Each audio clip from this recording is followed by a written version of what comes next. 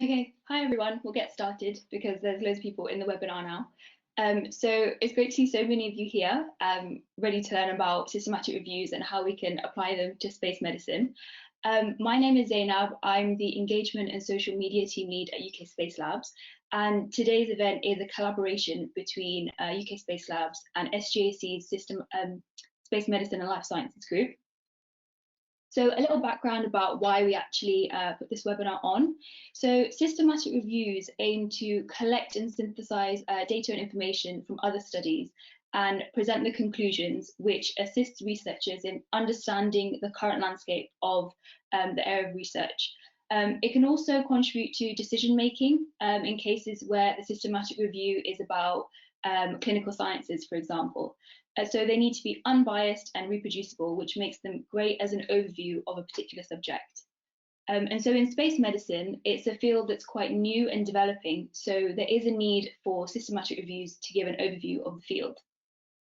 So today we have three speakers who are going to talk to us about systematic reviews and their use in space medicine. We have Dr. Rochelle Velho, Dr. Anthony Yuen, and Jonathan Laws.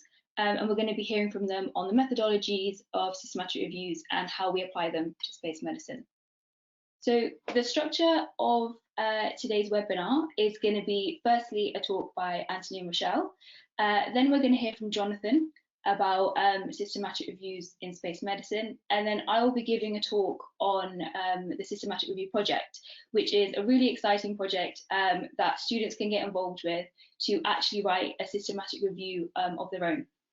And that will be supervised by experts in the field, so stay tuned for that. It'll be really exciting. There's an opportunity for question and answer after every talk, so please write your questions in the chat throughout the talk, and then I will facilitate a question and answer at the end of each talk. Please keep your cameras and microphones off, and please do ask questions. So as I mentioned, Rochelle and Anthony will be delivering our first talk. So Rochelle is a medical doctor specializing in intensive care medicine. In addition to her clinical role, she is also the Chief Medical Officer for the Austrian Space Forum and has participated in expeditions to test spacesuits in extreme environments in the Dhofar Desert in Oman. She is also the co-chair of SGAC's Space Medicine and Life Sciences group. We also have Dr. Anthony Yuen. He's an assistant professor of clinical emergency medicine at Weill Cornell Medical College and an emergency medicine physician at the New York Presbyterian Hospital in New York City. He was the former treasurer for SGAC and is currently the co-lead for SGAC's Space Medicine and Life Sciences project group. So it's great to hear from both of them. Thank you for giving us a talk today. And over to you, Anthony and Rochelle. Thank you, Zainab. So welcome everybody to our first webinar on systematic review in aerospace and space medicine. And so Rochelle and I will start off the first presentation, and then I'll kick off for the first part of that. So thank you so much for everybody who's tuning in from all around the world. So just Zainab gave a really wonderful introduction to our background. So Rochelle and I are the co-leads for the Space Medicine and Life Sciences project group. And we both have a very varied background, but we're both very passionate about space medicine. We're both practicing physicians. Rochelle is an intensive care doctor with the NHS in the UK, and I'm a pediatric emergency physician here in New York City. And then our background, Rochelle's background goes into public health. She does a lot of work with UKSpaceLabs with the Austrian Space Forum, and she lectures across the UK and internationally on space medicine. My background is more on technology, medical technology, simulation, telemedicine, and I do have an engineering background. And between Rochelle and I, we lead the group, and we'll tell you a little bit about what our group does and why we decided to do this systematic review workshop. And also, we represent space medicine, people who are interested in space medicine in the international field. So with the United Nations Office of Outer Space Affairs, we're with the Space for Global Health group, and we partner with a lot of groups all across the world on space medicine activities, including the space agencies, as well as academic institutions and corporate companies. So, so the outline today for our talk for Rochelle and I is going to go through a little bit about our Space Medicine and Life Sciences project group. Who are we and why are we doing something like this? We're going to talk a little bit about systematic review, a literal 30-minute primer on what systematic review are and how you do one. And then we're going to talk a little bit about how do you get involved in a space systematic review.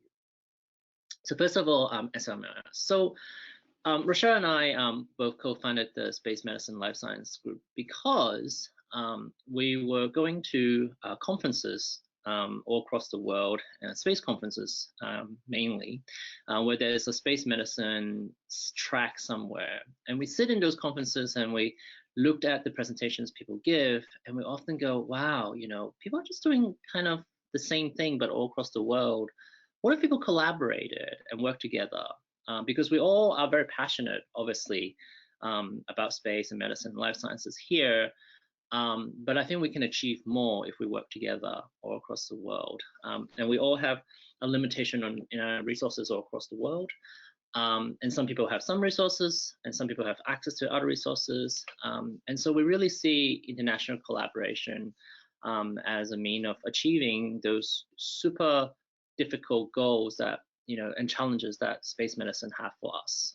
If we were ever going to be an interplanetary species, there's going to be a lot of medical and life sciences issues to work through before we're at that point.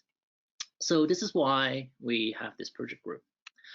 So our group is very global and interdisciplinary. You can see this is our committee here from all across the world, from a variety of background in engineering, in medicine, in physiology, in psychology, and this is what and this is a strength of our group, because space medicine is not just medicine or just engineering. It is a lot of contributions from a multidisciplinary group. So this is what our committee is made of. And our project group history go back up to about 2018, when we were starting to kind of talk about, you know, how important space medicine is, how important medicine is to the space industry. And gradually, from about 2019, that's when we were first launched. And we have been doing a couple of activities all across last year and this year. So really, our three kind of main pillar of opportunities is, one, the main initiative is that we want to actually kind of get people to start talking to each other all across the world. So you're all here because you probably have an interest in space medicine and life sciences. And you might have this feeling that both Rochelle and I commonly felt, is that you're kind of the only person in your whatever group, student body, class, department who might be interested in space. And that's okay. But it's very hard to actually do something when you're just one or two person within a group. And it's hard for other people to take your work seriously. And this is kind of where, you know, our SMLS is a platform to connect people all across the world to join together to actually work on projects. So really, our main first and foremost is to form a community of practice for people who are interested in space medicine. And we'll do it through a number of ways. We have a website newsletter that we send monthly. We have a Slack platform where you can discuss in-depth discussion, or like kind of, you know, flesh out ideas on a closed Slack platform to people who have interest in your field.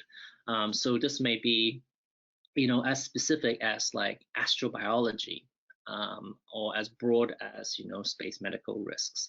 And this is a forum for you to kind of discuss and kind of see who else is interested in that idea and take things forward. And we, of course, also has a Twitter and other social media platform where we communicate events and opportunities and activities. Number two is we kind of coordinate events. And I think events is, of course, difficult nowadays with COVID, but they're like an important spark or start of something for people coming together and actually form ideas and bring those ideas forward.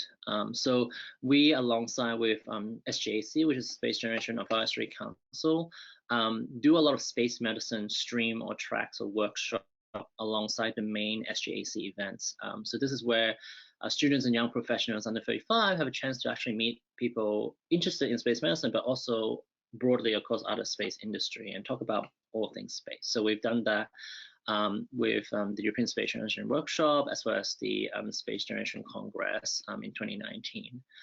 We've been doing a lot of things virtually recently. So some of the webinars you can see here. We have a Health in Space webinar that runs about once a quarter, where we invite somebody, an expert in our field, to come and talk to us about a very interesting topic. And we also have a bi-monthly Twitter club that you can join on Twitter if you're interested. So these are kind of some of our events that bring ideas together. And then finally, we collaborate on research. So we have a number of research that we've been working on, forming space medical focus team on those research idea. And again, we encourage you to collaborate with other people on Slack if you have an interested, if you have a research idea that you kind of want to bring forward. And then finally, I just want to let you know that alongside our systematic review workshop that you will learn about later in this talk, we also have a essay competition ongoing right now, which is quite topical and quite relevant right now. Is how would you address the COVID-19 pandemic using space application or technology? So it's a 1,000-word essay and then a video. And then the application closes on October 1st. So if you have an idea or just want to flesh out an idea, I would highly encourage you to look into this. And you can find that on our website or through our Twitter. So that's enough about the Space Medicine Life Sciences group. So let's talk about systematic review. So we're going to separate this into 3 sections. So we're going to talk about the what, the why, and the how of systematic review. And once it's kind of like a process that basically repeats itself on different topics, and you'll see this is kind of like almost like a research or a literature process that you can learn, that you learn, and it's happening in not just in space medicine, but all across a lot of different fields in medicine and life sciences. So Rochelle mentioned earlier to have like a pen and paper ready on the side if you can jot down something. So there's going to be some interactive element, or you can just do it on your computer as well. So let's talk about what is systematic reviews. So systematic review essentially is having a systematic and explicit method to look into the literature on a certain topic and collect all of those data and analyze them, and then have a conclusion from that review. So it is a process, and it is a process that is very structured. So unlike a literature search or literature review, this systematic review is meant to be systematic. So you're gonna be very careful about doing everything the same way and looking through all of the databases on literature, and then filtering those through the same ways, and then how you're including that in your final review is also very systematic and structured. So basically, there is a method to this, and this is what Rochelle will be talking a little bit later on. Is what is that actual systematic method that we're looking for when we're searching the literature and forming a conclusion from what is the latest gaps and what is the latest understanding from the whole literature body. So unlike a literature review where you're putting in search terms in whatever database and you're trying to kind of form almost like just writing an essay of the state of the art, this is more systematic and there is a method to it. And so that's what really different about what a systematic review is.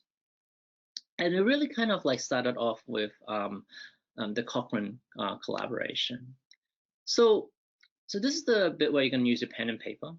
So the first question we have is, just guess how many systematic reviews are published every day. So I'm gonna give you the clock running. Yep. So I'm gonna go 15 seconds left. So just kind of take a guess.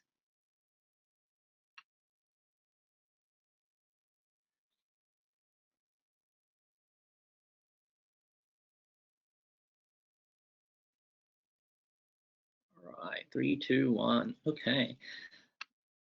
So there was a recent paper that was published, and basically the title says it all. There is pretty much about 75 trials, and these are kind of public randomized control trial, and 11 systematic review that get published a day. And so that's a lot to read. And I think this is kind of a wider trend that we've been seeing, especially in the COVID-19 pandemic, is there's really information overload for everybody in whichever field you are, but very much especially for medicine.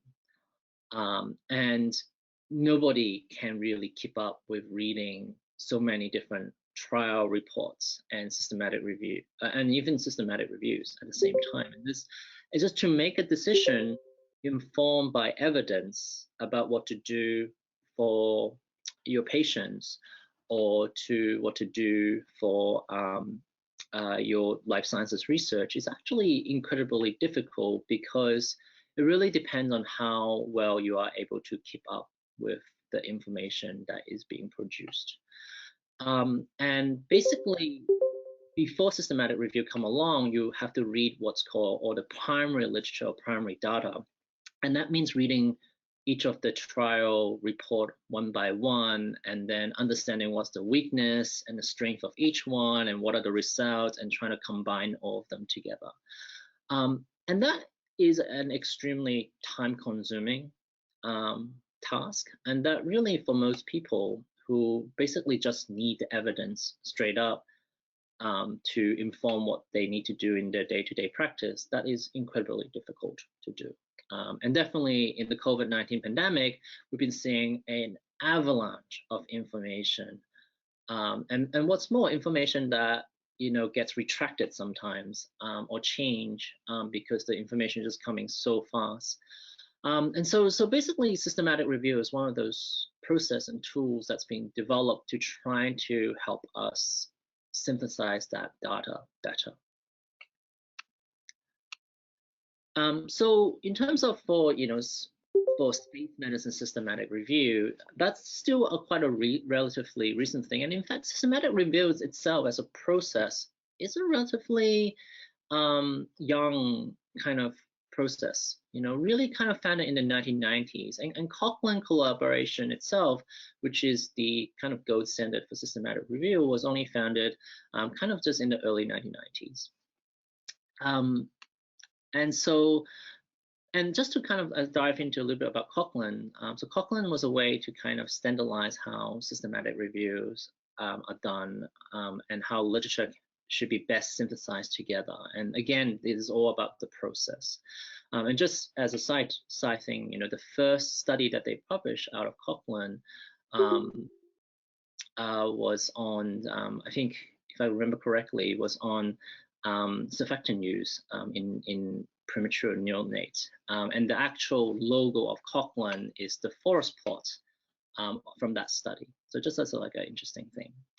So nowadays, a lot of research studies and research bodies would actually require systematic review to be done, or as part of the grant application, because this is like really the best way of knowing exactly what are truly the gaps in the literature, and that's kind of the latest literature search and been analyzed systematically. And then in terms of for space medicine and aerospace medicine, really the use of systematic review in our field really only started in 2013, when the Northumberland UKSpaceLabs systematic review group was found in 2013. So really, it's only 7 years old. So doing systematic review in space medicine is still a very, very relatively new thing. And I think once you understand the process of systematic review, you can see how important it is to inform exactly what is exactly out there in terms of the latest research and evidence in systematic review, and what are the gaps, so that you can actually focus your projects on the gaps that are really truly out there.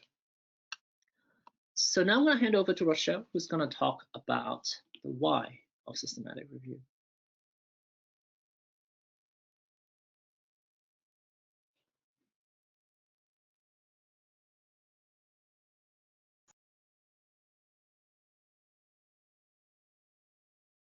Hi everyone, can you hear me, Anthony? Yes, I can, but maybe just full screen your presentation. Okay, thank you. So thank you for the introduction, Zainab and Anthony. I'm just going to go over why we do systematic reviews in aerospace medicine. And essentially this figure says it all. It's the top of the hierarchy of scientific evidence as we know it in terrestrial medicine and in aerospace medicine. And I'm sure that a lot of you have done literature reviews at university, as an undergraduate, or even as a postgraduate. And the key difference between a literature review and a systematic review is a literature review is often driven by our own inherent biases as publishers or authors, whereas a systematic review is something that has strict guidelines that you adhere to derive not only the clinical question, but also to define your specific search strategy and to include and exclude the relevant information to answer your question. Whereas a meta-analysis is slightly different and is almost within that systematic review process. And this is where you can statistically analyze the data that you get from across studies. And qualitative reviews, which I won't go into too much, but Jonathan will after this talk, are yet another subset of systematic reviews. So lots of different flavors of systematic reviews. And how is it different from a traditional literature review? I think I've already touched upon the fact that your question might be slightly different. It's not exact, it's not driven by your PICO criteria, or in fact another question derivation like SPICE or SPIDER. It's a traditional review is based on an incomplete set of studies, whereas a systematic review is more of a comprehensive search, and you find all of the relevant studies. And a traditional review, you may not consider the quality of all of those included studies, so you're not critically appraising them in detail as much. It depends what type of traditional literature review you read. There's a whole spectrum and array of them, some of which are very comprehensive and very good and almost are a systematic review. And in the same vein, a systematic review is a standardized critical appraisal, and you do look at the quality of those studies that you include.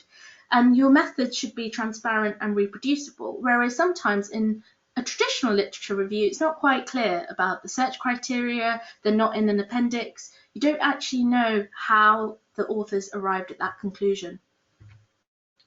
So just another interactive element. So why do systematic reviews in space medicine? So why do them at all? Just a few points in your head or to write down on a piece of paper or an iPad. And you can see the counter, so 10 seconds. So it doesn't have to be detailed. 3, 2, 1. Okay. So I think the first thing to realise is, why do we do space systematic reviews? What are the applications and what are the relevance for space medicine? And I'm sure a lot of you have seen this. This is the NASA HRB path. So this is the Human Research Progress Map. And it basically delineates not only the critical risk areas within aerospace medicine that we need to prioritise as medical doctors and life scientists, but also the ongoing gaps in knowledge, and this is updated year on year. The other element that you need to think about as a researcher in systematic reviews is what are the terrestrial needs? And the UN-USA Global Health Objectives and the UN objectives are very much a very good summary of this. And between these two areas, between the agency roadmaps, not just NASA, but also ESA, JAXA, all the agencies, as well as UN-USA, you can then start to pick out shared gaps in knowledge between the space element and the terrestrial element. This is not only in physiology, but in ethics and law, biomedical engineering, and genetics. So, what are the benefits of doing a space medical systematic review? Now, some of these are pretty clear, but just to go into some in detail, I think the main aim of a systematic review in space is to identify your terrestrial solutions, whether there are any spin-offs that are already existing out there, but also identify gaps for further research and therefore prioritize your funding pots that you've got as an agency to make sure that you're doing the right research.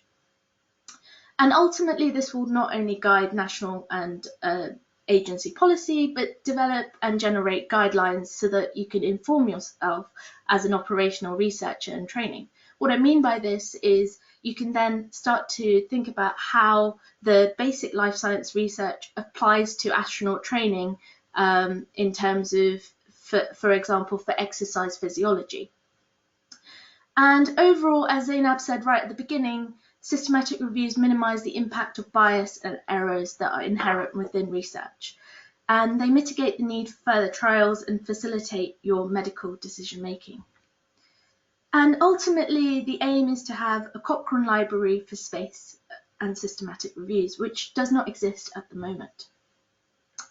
So I guess the next question to ask is what are the challenges of conducting a systematic reviews in space medicine?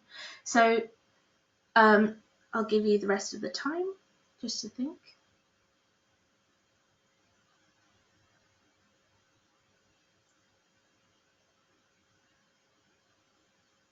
Okay. Brilliant. So in terms of challenges, I guess as medical personnel, as life scientists, we're very much an Amazon now society. We want, as decision makers, to have that information right now. And often systematic reviews can become out of date pretty quickly, which is why lots of journals have a time limit on when your search needs to have been done. So it's usually within the last 12 months. Sometimes there can be more systematic reviews or literature reviews than actual primary research and primary studies, and sometimes you see that in areas like space pharmacology. Another element that's a challenge is that the end review can actually be bulkier than the included studies. So you can't see the wood for the trees. You can't actually understand what the end conclusions are, and sometimes when the end conclusion is more research is needed, it's very broad. So when you write your systematic reviews, you need to think about these challenges that the readers face in order to mitigate against them. The other thing is that within the space sector, there's often not enough quantitative research, or the quantitative research is not available to us as space medical undergraduates or life scientists that are early on in our careers. Or there's a lot of qualitative data out there. So Jonathan will talk about that process of reviewing the qualitative data. And it's a lot of time investment, so you need to pick your question and pick your team and pick your topic that's relevant to both space and Earth, because arguably those are the best topics, that translational element between space and Earth. And the last thing that I'd like to highlight is that there's often a lag between conducting your systematic review and generating your guideline, and therefore having operational influence on astronaut health. So we need to do it in a timely way. Okay, so the final part of the presentation will look at how we do systematic reviews, and I think this is probably the main part of the presentation that you're looking forward to. And just to highlight, there are so many different definitions and types of systematic review, and the spectrum depends on the theory that underlies it. So this is just a flavour of what systematic reviews are, and by all means, just a primer to then go ahead and read more about them. And I will talk to you a bit more about quantitative systematic reviews. So I'd just like you to jot down a few points about the key steps for systematic reviews in space medicine. So think about how you start. Maybe it could be about your outputs and the interim steps, if you've ever done one yourself.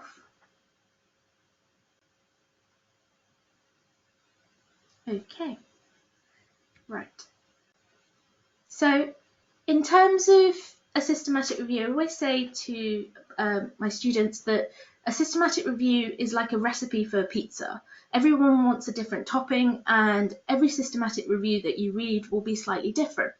And if you think about it, if you look at the figure which says what do authors actually do, well, the steps are clear. It's a recipe that you follow step by step, but you might not necessarily come out with a product that you can then publish. So it's very difficult sometimes to predict whether or not you are researching the right area, and that's where a good supervisor comes into play. So just to break down that complex theory, and there are 5 key ingredients to conducting a systematic review. But the overarching theme is to have a good team of 5 or 6 people with a supervisor or 2. The first step is to define your question, and this can be very broad, which is very traditional, and which is what Cochrane systematic reviews tend to do. So, for example, one Cochrane systematic review that I helped with took about 4 years, and that was to do with mental health in childhood adolescence, which is a very broad topic. Whereas a narrow systematic review, which is very quick, so for example, I did a systematic review looking at different methods of CPR in space as a third-year medical student. This was very quick, relatively, so it took about 3 months to do. And for all of these, when you define your question, you need to think about what format do you need your question to take, and most questions take the same PICO format. So what's your population? What's your intervention? What are you thinking about in terms of comparisons? And what are your outcomes? And we'll go in, I'll give you an example of that in the next few slides. But I always say that the purpose that you need to think about is think ahead. Where are you going to publish this? Or if you don't want to publish, are you going to present this work? And is it actually going to have operational influence or benefit? Is it beneficial to astronauts, but also beneficial to patients on Earth? And I think it's really important to think about that early on in the process with your team. And the Cochrane Handbook is an amazing resource, and going hand in hand with that is the PRISMA guidelines, which are literally a very detailed point-by-point recipe about the systematic review process, but that might not necessarily always be applicable to all space medical systematic reviews. The next step as a team is to think about your protocol. So this is your plan of action. You think about which roles you're allocated to, think about registering your protocol at this stage with the York database. There are other databases as well across the world, but the York database is the gold standard, and involving a librarian early on in your work to have a look at your protocol and make sure that your PICO and your initial search terms meet the brief. And as part of this action, you're trying to think, okay, when are you going to achieve this? And SMART goals are very, very important. So make it specific, make it measurable, make it attainable, and think about, is this reproducible? Is this something that is somebody else can go away and do? And at this stage, it's important to really clarify the steps, and the planning process step 1 and 2 are the most important part of a systematic review. And as an example, this was a study that comparison of exercise interventions from bed rest studies for the prevention of musculoskeletal loss. So just to break that down, what were the PICOs? So the population was a bed rest analog participant, so an analog to astronauts. The intervention was bed rest itself. There are different types of bed rest, but I won't go into that in this talk. In terms of comparison, you're thinking about people who aren't doing bed rest, but the same outcomes are being measured. And in terms of outcomes, you're thinking about musculoskeletal health, bone mineral density. We also looked at different muscle strength and different anatomical areas for bone loss. And the overall aim was to actually investigate what was the impact of exercise compared to no exercise on BMD and your muscle in bed rest studies relative to other terrestrial models. So this brings us to our third step. So how would you go about doing a search for this sort of study? So a search strategy is something that is difficult to do and requires previous experience. So it's good to come up with a search strategy yourself so that you practice using Boolean criteria, which are the ands and the ors. You have to think about the different terms and for say bed rest or analogs. And you also have to think about different languages and whether or not you're going to include other languages other than English. The majority of Cochrane reviews don't include other languages. And you have to also think about study selection. That's your inclusion and exclusion criteria, which you have to develop a priori, so even before you conduct everything.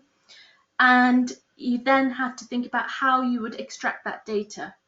And for that, you usually use tools like Ryan or Covidence in order to extract your papers and make that process more seamless and easier to do.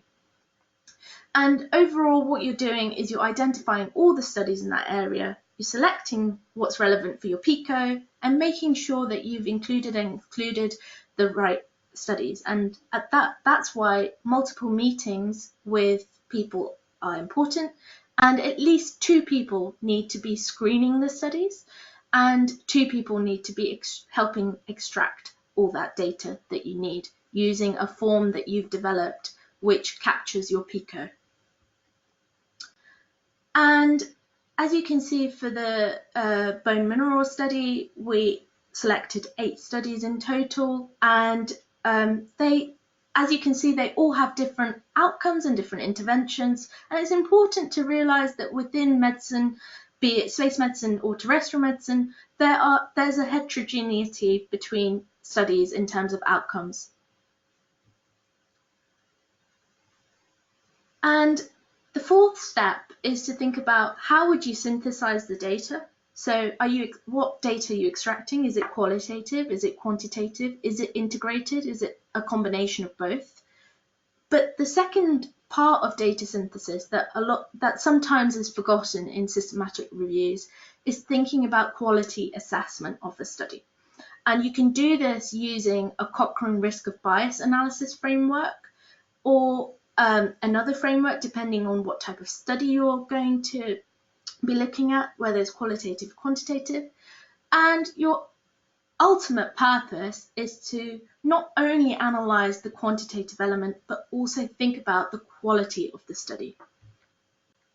And as you can see from this matrix, it shows that a risk of bias tells you at one glance whether or not the included studies are of a good quality or not. And as you can see, this figure shows you basically a comparison of the exercise intervention from bed rest studies. And you can see that compared to different studies, there was a different impact on different anatomical regions. And I won't go into that too much because that's not the remit of this presentation. And finally, you need to think about step 5 right at the beginning. during your planning phase, as part of your protocol, I really urge you as students or postgraduates to think about where you're going to publish this and disseminate your information. Is it going to, and what is the ultimate purpose? Is it to inform further research, inform guidelines, or develop an intervention to implement in training of astronauts from a physiological point of view? And the best thing is to think, and the reason that you need to think about this early is you need to think about your target journals or your target conferences in order to then tailor your final report to their formatting style, their needs in terms of word count, etc. So I know this is a busy slide, but it pretty much summarizes everything that I've talked through, which is a brief introduction to systematic reviews and the 5 key ingredients that you need to adhere to in order to make your systematic review pizza. And finally, for more information, the Aerospace Medicine and Rehab Laboratory website is a great resource. It has information on methodology, but also examples of systematic reviews in aerospace medicine. So I'm basically going to hand over now to Zainab to talk you through what you can do next in terms of participation in the systematic review project in the months ahead.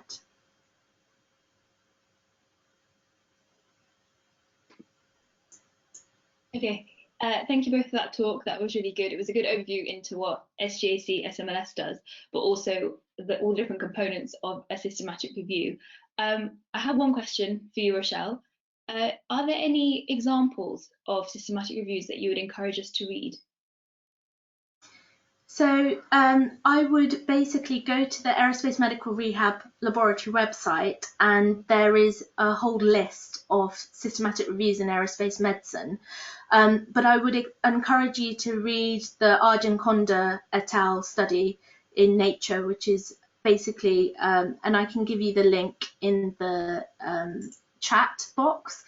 But I'll also read all of the systematic reviews from the Northumbria group, because that's basically the gold standard of what systematic reviews should be within the aerospace medical sector. Okay, great. Are there any questions from you guys, the audience, that you want to ask? Otherwise, we'll move on to the next talk. No, I don't think there are. So we'll move on to the next talk by Jonathan. So Jonathan works with the Aerospace Medicine Rehabilitation Laboratory at Northumbria University in the UK, and his research concerns the health of astronauts during spaceflight and adapting exercise countermeasures to reduce or eliminate the physiological consequences of microgravity exposure. And Jonathan's going to be talking to us about the integrative and qualitative systematic review methods in space medicine. So thank you for joining us, Jonathan, and I'll hand over to you.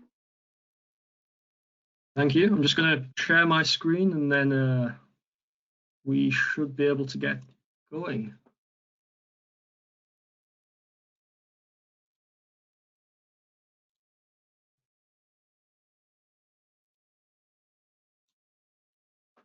Okay, so I'm going to take you all through a very brief crash course in qualitative systematic reviewing. And there's 3 main areas that I want to go through with that. So that's the why, when, and how. So why use qualitative systematic reviews, when to use them, and how to run them from start to finish. As I go through each of these areas, I'm going to touch on a space medicine systematic review that me and my lab published earlier this year to help guide you all through the process and to use as an example. So this is a very quick crash course in qualitative systematic reviews, but my lab has developed a full qualitative systematic review guide that you might find useful. So I've put the link on there. I think the whole presentation is being recorded, so you'll be able to get all of the links that I have on this talk after. So jumping straight in, why use a qualitative systematic review? So in terrestrial medicine, quantitative systematic reviews are fairly common, and this is because a single study alone does not usually tell us everything we need to know about an intervention or an effect. To more clearly understand how an intervention works, we need to pull together, to synthesize data from several studies through the process of meta-analysis. And systematic reviews use a standardized method of identifying and extracting this data from these studies that can be replicated or updated, which provides an advantage over the use of regular literature reviews. Usually, quantitative systematic reviews will examine randomized control trials or controlled trials so that it includes only the best possible evidence available. But sometimes this quantitative approach isn't suitable, and that's usually because of one of two reasons. So the first is that it might be because there isn't quantitative data available to answer your research question, whether that's because there's no randomized controlled trials or controlled trials available on the topic of interest, or because there just aren't any quantitative studies at all. Or it might be the case that the research question you are interested in answering doesn't fit well into the quantitative systematic review format and is better addressed with qualitative methods. It's when you encounter these situations that a qualitative systematic review may become a suitable alternative. And the use of qualitative and integrative methods are promoted and supported by PRISMA, the gold standard checklist for how to report systematic reviews. And they advocate these methods as helping policymakers, managers, and other decision makers formulate appropriate recommendations for practice or policy. But what exactly is a qualitative systematic review? You can sum up qualitative research as working with words rather than numbers. Qualitative systematic reviews often aim to provide contextual or descriptive overviews of a particular topic. In some ways, they can be very similar to your standard descriptive literature review, except that they are done in a very systematic and replicable way. An ideal topic area for qualitative analysis is one in which there exist no controlled trials investigating the effect of an intervention or area of interest, and instead only qualitative studies or grey literature being non-peer-reviewed literature such as NASA technical reports or space agency learning materials. Qualitative analysis is also ideal for expanding on the results of quantitative work by examining the relationships between outcomes you are interested in.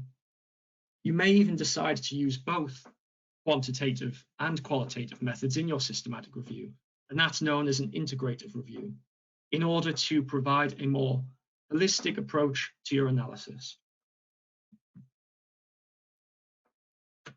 So, how do we know when it would be beneficial to use a qualitative systematic review rather than a quantitative one? To help guide the decision-making process, my lab, the Aerospace Medicine Systematic Review Group, AMSRG for short, have developed a decision-making algorithm to help decide on the systematic review method to use. So earlier this year, AMSRG published a review that examined how the technical constraints of the Orion spacecraft may limit the exercise capabilities of astronauts. Astronauts need to exercise in space to stay healthy, but Orion is too small to host the pre-existing exercise countermeasure devices on board.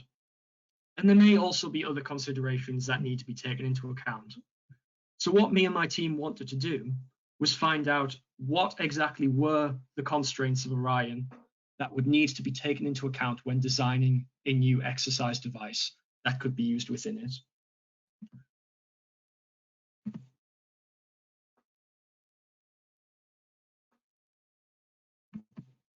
So here is our research question for that systematic review. What are the technical constraints of the Orion MPCV that will impact astronaut exercise capabilities? Now, this sort of question doesn't fit itself nicely into your typical quantitative systematic review. We're not testing an intervention and we're not examining the effect of a condition. We just want to extract some very specific information from the evidence base. So in that situation, we would just jump straight to qualitative methods. But for the sake of showing you how this algorithm works, let's imagine that this question is suited to a more quantitative approach. So we'll work through the algorithm. So we start at the top. Is there data to conduct meta-analysis? If you're looking to conduct a systematic review of spaceflight studies, you will probably find that there aren't many, if any, randomized controlled trials or controlled trials related to your question due to the inherent limitations of spaceflight. And this often means we won't have the data necessary to conduct meta-analysis. So if that's the case, we move down to the next criteria. Is there data to conduct effect size analysis? For a lot of spaceflight reviews, unless you're looking at spaceflight simulations, this is likely where you'll end up, as there's often enough data to calculate standardized effect sizes. If not, however, you move down the criteria again. So is there data to report significance testing? And this is a tricky one because significance testing doesn't tell us all that much about the change in an outcome. But if that's the only information available to you, go for it.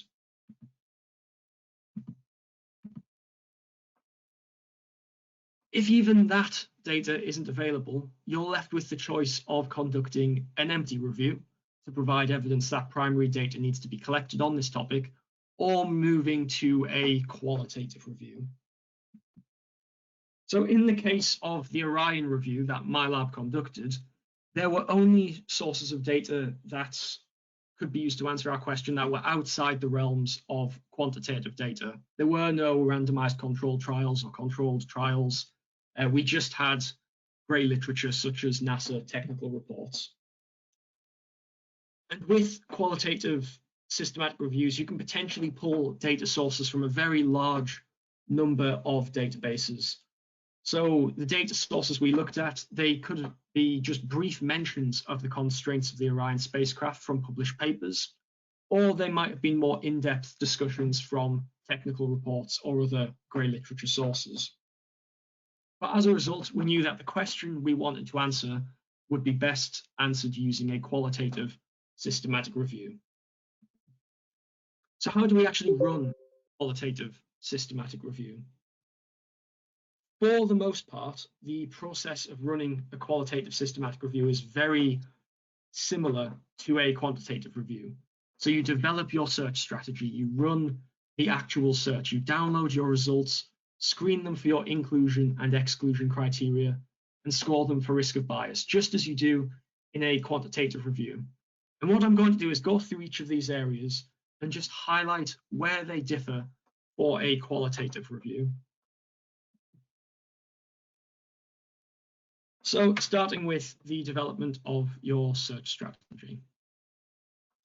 As with a quantitative review, you want a clear list, a clear set of inclusion and exclusion criteria that will form the basis of your search strategy. So the PICOS list is one of the most common tools used to help organize these criteria, but there are other options available as well. Now, PICOS examines the participants that you want to look at, the intervention, the comparison, so control group, the outcome you're interested in, and the study type you want to look for in your review. And using a fictitious PICOS criteria here, we might say that we're interested in looking for astronaut populations who are using the ARED exercise device being compared to a no exercise control group, with the outcome of interest being soleus muscle volume, and we're only interested in randomized controlled trials and controlled trials. So our PICOS criteria just gives us a way of setting what we're looking for in these systematic reviews. And that PICO's criteria translates very nicely into our actual search strategy. So it can become the basis of the keywords that we use during our database search, where we will think of every possible but relevant term that may capture studies relevant to our review. But depending on your research question, you might find that PICOs doesn't work too well. And there are other options available, such as SPIDER, which is designed with qualitative research in particular in mind. But even when you're using these other options, you might notice that the actual criteria are very similar to that of PICOs. And that's because your inclusion and exclusion criteria are often going to be very similar, regardless of if you're running a quantitative or qualitative review. So you may decide to use the full PICOs or SPIDER criteria, or just some parts of it. It depends upon your research question. As Rochelle mentioned in the last talk, this is where the help of a librarian or someone else who's previously done a systematic review might come in handy, just to make sure that your criteria will work well for your research question. But ultimately, these tools are here to help you design your search strategy and your inclusion and exclusion criteria by making sure you don't leave out anything relevant. So don't worry about getting locked in by them. Key point is whichever tool or strategy you use, they will form your inclusion and exclusion criteria and the basis of your search strategy. So once you've got around that, you're going to be looking at actually running your search. And to do so, you need to know what databases you're actually going to use in the search. Once again, this is going to be very dependent upon your research question. So the AMSRG has developed a guidance tool to help with this, which provides a list of key databases for both qualitative and quantitative data sources. So if you're running a qualitative review, you might want to include all relevant sources of data, such as NASA technical reports. And this tool will help you locate the databases where these documents can be found.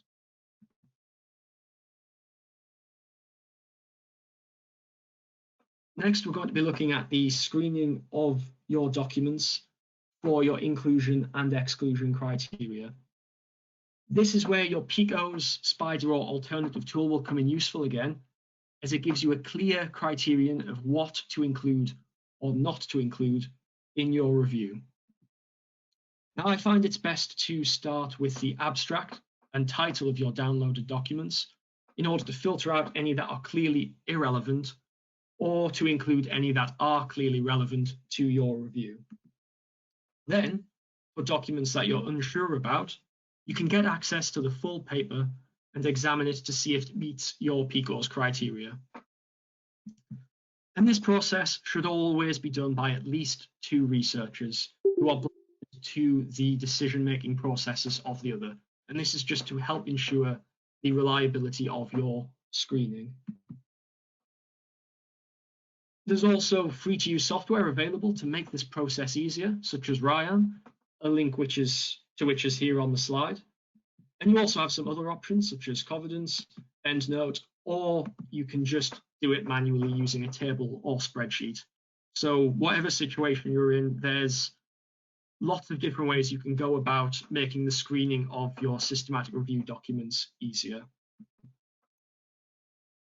Once you've done that, you need to score your documents for risk of bias. So with a traditional quantitative review, risk of bias is usually scored using Cochrane's risk of bias tool. But this isn't designed or suitable to use with non-randomized research designs, which we will often encounter in space medicine research, particularly in space medicine research, which involves actual spaceflight. So AMSRG, we've developed a tool that can help you decide on the appropriate risk of bias tool, which will cover most situations you'll encounter in space medicine reviews. Risk of bias scoring is super important. Not only will it give your readers an idea of the overall risk of bias in the included documents in your review, but it might also highlight some clear limitations of the research within your topic area that are worth discussing in your review. So these risk of bias tools will help you ultimately write the systematic review as well.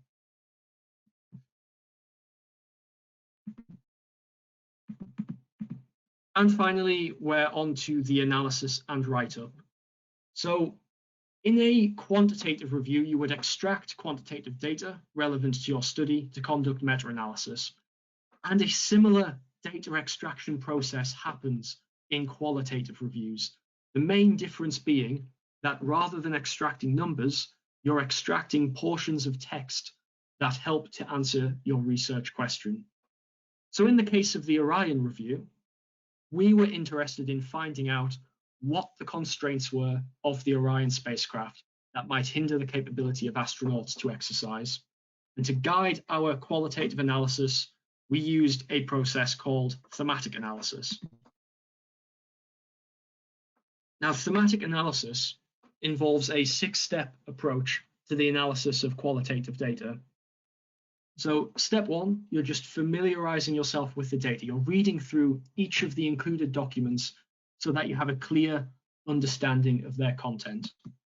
Step 2 involves extracting portions of the text that are relevant to answering your research question and then assigning them a code. A code is just a descriptive label for what that portion of text is discussing. So I've added a couple of examples to the bottom of this slide so you can see how many of these may look. The process of analyzing your data in step 2 would involve going through each document included in your review and extracting and coding all text relevant to your research question. So in some documents, this might just be a single line of text. In other documents, it might be most of the document. Step 3 to 5 are cyclical in nature, so you'll go back and forth across these steps until you are happy with the final product. So overall aim here is to group your codes from step 2 into common themes. For example, in the Orion review, I realized that many of the codes were related to environmental control and life support systems, so I grouped them together as a theme. And the whole purpose of grouping your data into themes is to just make it easier to understand at a glance what the key components of your data are. If you wanted to know, for example, how the musculoskeletal system deconditions during microgravity exposure, you might have hundreds of individual codes from your data set, but it becomes much easier to understand what's happening when you group all of those smaller codes into key themes, such as muscle volume or muscle mass. Once you've undergone your analysis, you'll have a full list of codes that you'll have grouped into common themes. And then the write-up of your review is the final step, in which you describe what you have found, what data you've extracted within each theme, and how it helps to answer your research question. So I've added a link to the Orion paper itself here as an example, which you will likely be able to access through your institution, or if your institution doesn't have access, you can request a copy from me through ResearchGate. And that'll just give you an idea of what the kind of final discussion looks like for a qualitative systematic review. And you can also demonstrate your analysis visually through the use of a thematic map. So on the left-hand side is a thematic map from the Orion review itself. And on the left-hand side of that map are the individual codes that we found from the documents. Then moving to the right, they're grouped under themes, and then the themes themselves are grouped under even larger themes known as major themes. Now, the Orion thematic map was fairly small due to the small number of documents available related to our research question. But on the right-hand side is a much larger example of a thematic map, one of 21 from a review that explores muscular deconditioning during spaceflight. So while there's a general rule that the lowest chunk of data, your codes, is on the left-hand side of a thematic map, with themes moving towards the right, there's still a lot of freedom in the way you can organize these diagrams. The overall idea, though, is just to display to your reader how your codes are grouped under particular themes. Now, to aid in the process of analysis, you can also use qualitative data analysis software, which will help you organize your codes, themes, included documents, and all of your other data in a single place. Such software might be available via your institution, or you can always conduct the analysis manually using tables and spreadsheets to keep track of all your codes, themes, and extracted data. On our website, we have a whole range of tools and guides to help you with the systematic review process for both quantitative and qualitative systematic reviews. And that will also give you access to all of the different tools that I have talked about over the course of this talk. And as a final note, one important thing to remember with qualitative systematic reviews is that they won't always provide a concrete answer to your research question. If your reason for using qualitative methods is because no quantitative data was available, then your results may well just provide direction as to where to explore further using quantitative studies, rather than providing a clear and definitive answer to your research question. And this is absolutely fine, and if anything, should be encouraged in space medicine research in particular. And this is because spaceflight is costly, as are many of the methods of simulating it. By providing clear direction through systematic reviews, it can help ensure that both research time and money isn't wasted in conducting studies that may not be the most relevant to operational outcomes. Qualitative systematic reviews may also highlight some limitations of the current evidence base, particularly through your risk of bias scoring that you want to highlight and potentially suggest solutions to addressing them. If you have a very important topic but have found that no quantitative data exists on that topic area, these reviews can also provide you with an evidence-based way of showing that that is the case and allowing you to recommend future research goals to fill those knowledge gaps. So that was all a very, very quick run through of the qualitative systematic review process. My hope is that you all have a better idea of why qualitative systematic reviews are useful, when they should be used, and how to run them. Thank you all for listening. I think we still have a bit of time for Q&A if anyone has any questions.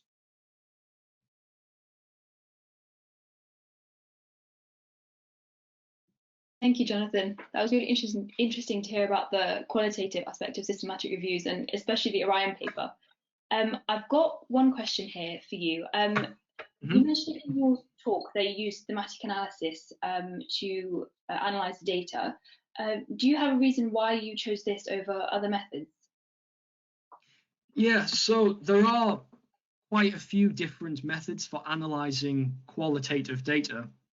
And some of these methods go into incredible detail. They look at tone of voice, number of pauses between sentences, and they're not all that relevant to space medicine. But thematic analysis is a kind of catch-all reviewing method. So it allows you to extract the information that you want in a way that's replicatable by others, and to group them under themes which make it really easy to understand what's going on in that particular research topic. So there are other options, and depending upon your research question, you might want to explore those other options. But thematic analysis is a nice kind of middle ground that I've found works well for space medicine reviews. Okay, thank you. If anyone else has any questions for Jonathan, please drop them in the chat now. Oh, okay, yeah, we've got a couple of questions. Some universities don't have access to all databases. As a group, have you planned to have a kind of network to help others to access full text papers?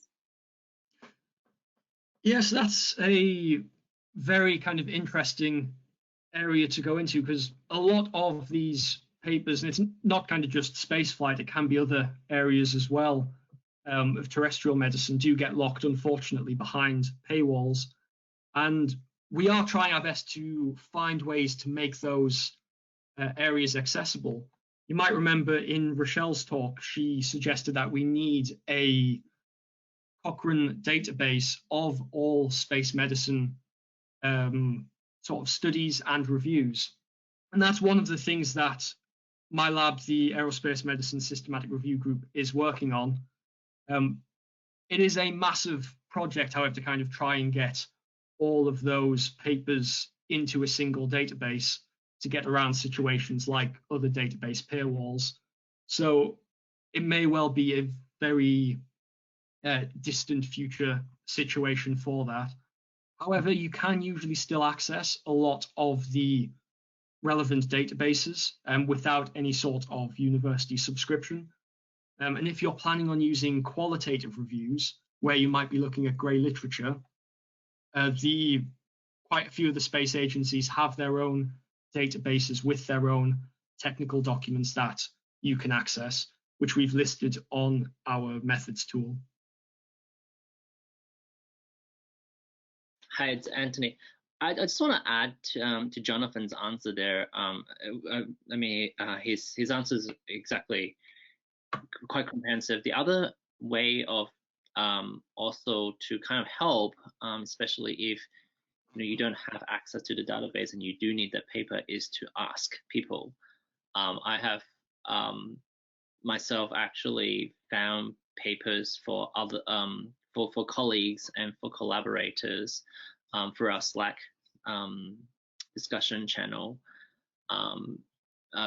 because they're looking for a specific paper for their research and they need the full text. And so I think in that vein, like the collaboration part would really help to access some of these papers where your access to databases is not that you don't have access to a certain database that somebody else may potentially have.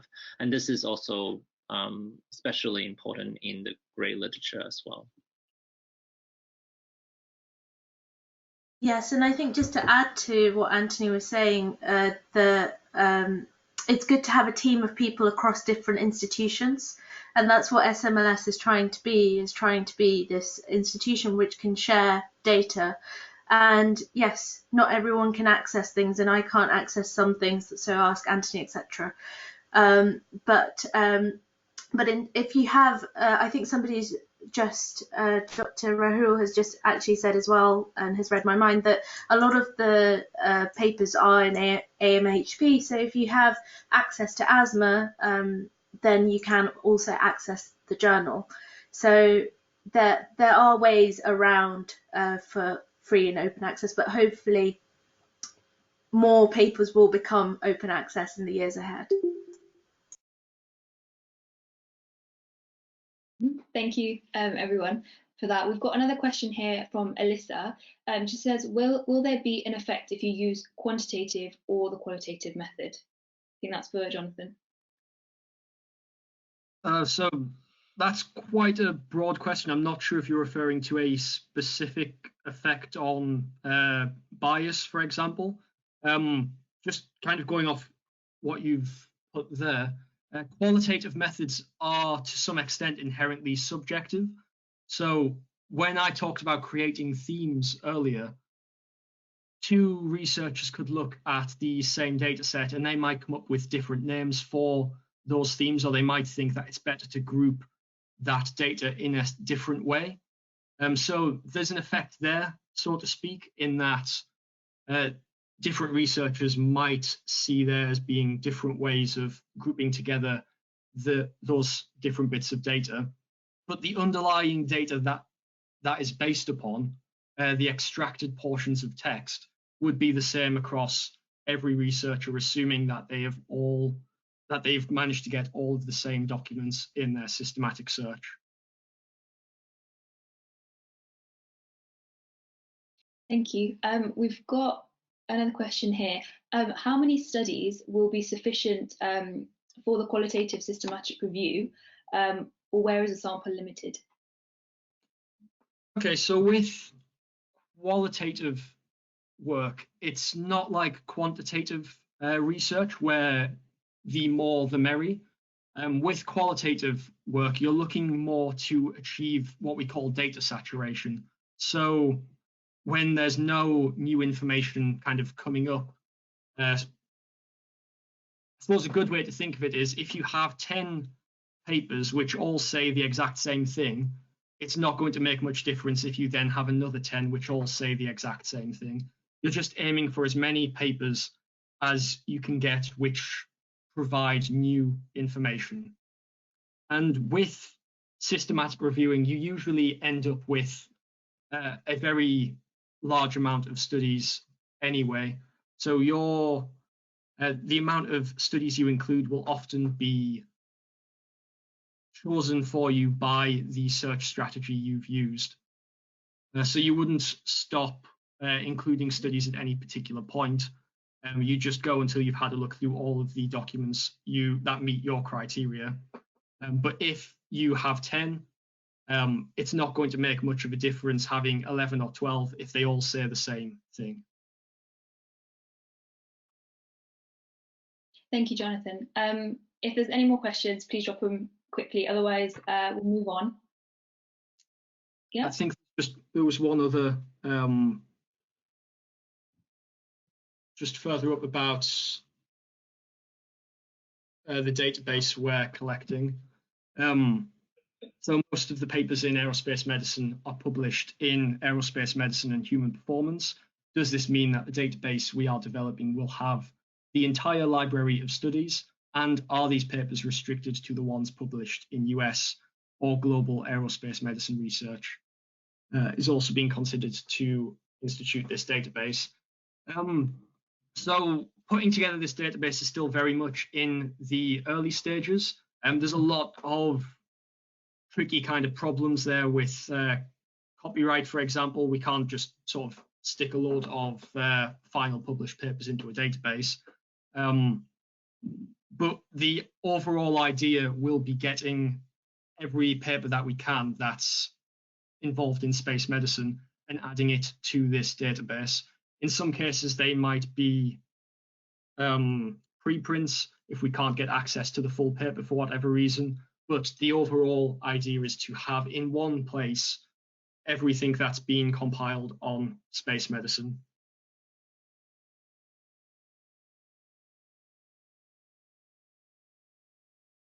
Okay, thank you. I think there's one more. No, that's just a repeat of a previous question. So thank you, Jonathan, for that talk. Now I'm going to be giving a short presentation on the systematic review project that we're running. So I will just share my screen.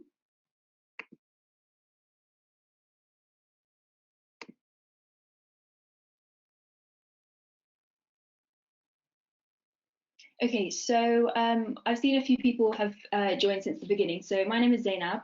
I'm the engagement and social media lead at UKSpaceLabs, and I'll be giving you an overview of the systematic review project, which is a collaboration between UKSpaceLabs and SGAC SMLS. And this project is aimed at students who are interested in writing a systematic review and want to get involved in the space medicine field and learning more about that area. So the project is a 6-month project provisionally, where student teams of 4 to 6 people will work together to write a systematic review on a topic related to space medicine or space physiology. The aim is for students to learn more about that area, but also how to write a review and produce something of publishable quality. We really hope that the student teams will want to finish a manuscript and then submit it to journals for publishing. And you will work with a supervisor who is an expert in the field. So the supervisor will provide support and guidance on the topic, as well as how to write a review. And these are experts who know their field very well. They work in the space medicine field or have lots of experience in it. So it's a really great opportunity for students to engage with these experts and really learn from them. We also have a team of people who will help you with the systematic review questions or space medicine questions, should you have them, and your supervisor isn't able to help you with that. And I'll move on to who those people are in a moment. So there are 9 topics to choose from, and they're really exciting topics. We've got everything ranging from psychology and neuroscience to legal concerns of spaceflight. So there is something for everyone. So I highly recommend getting involved. So what the project actually involves is a participant call, which will go out today, and I will drop the link to that in the chat just now. And that is a short application form that requires you to fill in some details about yourself and give us a few sentences on why you want to get involved. And you add your CV and you pick your topic choices. And the deadline for that is the 3rd of October. Shortly after the 3rd of October, we will release the groups and whether you've been selected or not. And then selected participants will come to a welcome webinar on the 10th of October. And this webinar is for the students to meet their team and their supervisor, but also to meet the rest of the participants who are involved, as well as the organising team. And we can give you information on what the project will involve and the milestones that we want you to achieve, that kind of thing. And this project does require commitment for the 6-month period, potentially more. So that's dependent on how quickly you guys write your manuscript. So just be aware of that commitment when signing up to this, that it might be 6 months, might be 7 months, that kind of thing. Just make sure that you're available for the entire time. We will also organise monthly webinars with all the participants. And the point of this is for students to share what they have been doing, and it's for you guys to present your work. If you guys are coming across similar problems, then you can collaborate and you can talk about how you overcame these problems. It's also just for us to make sure that you guys are on the right track and that some students are not way ahead of others. You'll also be required to check in with your supervisor, and there will be other people on the project that will be able to assist you along the way. So these are the topics that we have, and they're really exciting. Don't worry if you can't see them. This poster will be attached to the participant call. So I'll just walk you through them really quickly. We've got effects of gravity on brain and behaviour. We've got human hibernation in spaceflight systems, legal and ethical concerns, astropharmacy, space innovation, space genetics, commercial participants. We've got physiology and medical requirements, and digital solutions for behavioural and mental health management in spaceflight crew. So really wide range of topics, and yeah, I highly suggest getting involved because this is a really wide range of experts here, and it will be really good for you if you're interested in learning more about this field to learn from these experts. So I mentioned before, there'll be a group of us to help. So Rochelle and Anthony, who you heard from today, will be helping you guys out if you need anything to do with general space medicine questions or systematic review questions. And we also have Dr. Nick Kaplan from Northumbria University to help out as well. On the admin side, you have myself and Justin, who are going to be running the project and making sure everything runs smoothly. And if you have any questions, please email UKSpaceLabs-engagement@gmail.com. There will be a chance for you to ask questions afterwards, but if you think of anything else, drop me an email and I will get back to you with the answer.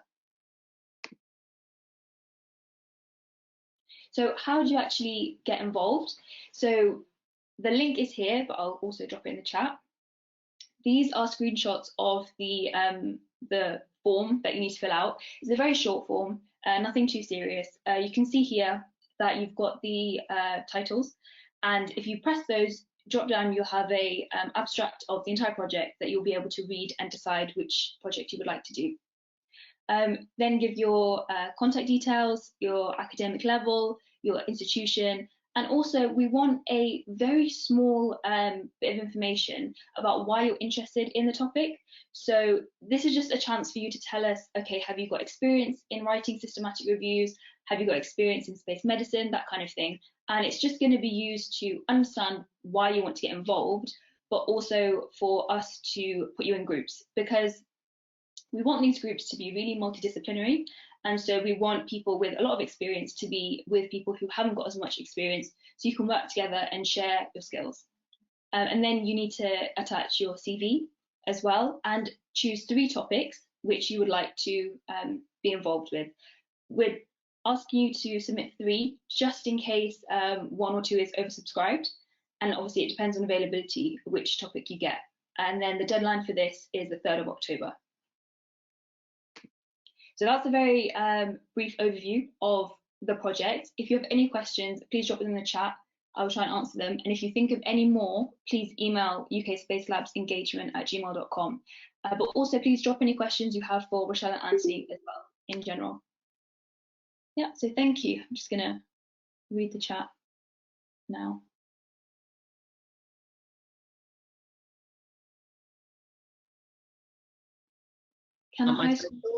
I saw a question earlier about time commitment. I think, I just want to answer that question. So, over the course of 6 months, obviously this is not a full-time commitment. This is think of it as like a project that you would be doing alongside your studies, or an extracurricular project, or a extramural activity you're doing as part of your work. So it's gonna be, on the side and above your usual workload in whatever that you're doing. That being said, I would also still encourage you to only commit to it if you are willing to, see the project to the end. And that means, going through the whole systematic review process, because it's a learning process. It's, rather than just reading or watching a webinar, you learn so much more by doing a systematic review.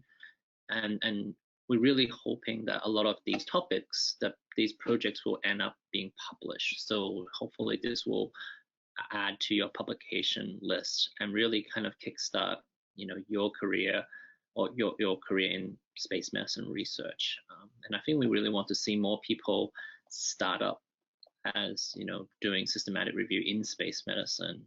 And this is really the reason why, we are running this workshop and project, is to let people see that this is a very doable process, and it's enjoyable, and it really helps focus space medicine research better.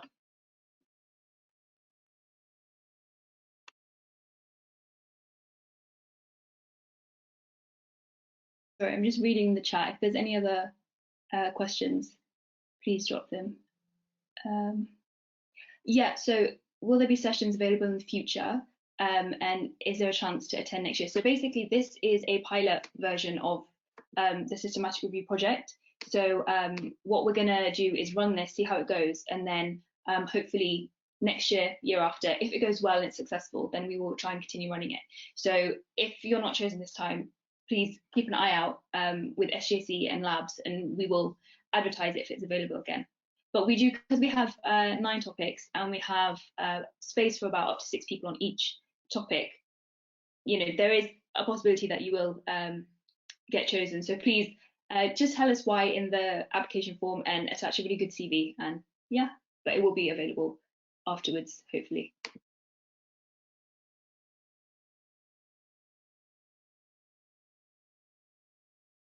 Yeah, and okay. Clarify Laura's question about, is it only open to people who are doing university courses? It's not. It's actually open to anybody. So even if you're not studying right now and you're working or you're practicing, you can participate. And like the latest comment from Rona, so we welcome researchers who are already a researcher but may not have done a systematic review. And that's even better, because then it will help inform your research better. If you please, indicate why you're interested in doing a space medicine systematic review in the application. But we welcome anybody from all sorts of backgrounds and stage of education or professional life. And just to add to that, I mean, we'll be selecting based on your CV and your submission, but we want to make sure that it's multidisciplinary. So regardless of your field, we'd like you to be involved. So if you're a space lawyer or if you're a nurse or physio, we would really encourage you to apply.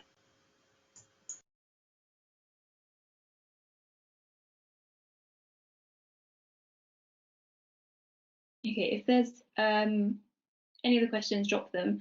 Otherwise, thank you everyone for coming today. Thank you to Anthony, Rochelle and Jonathan for your amazing talks, and thank you guys for attending and being involved and interested. And I really hope that we have a lot of submissions to this systematic review participant call. So I'm really looking forward to working with you guys if you join the project, and yeah, it's looking to be really good.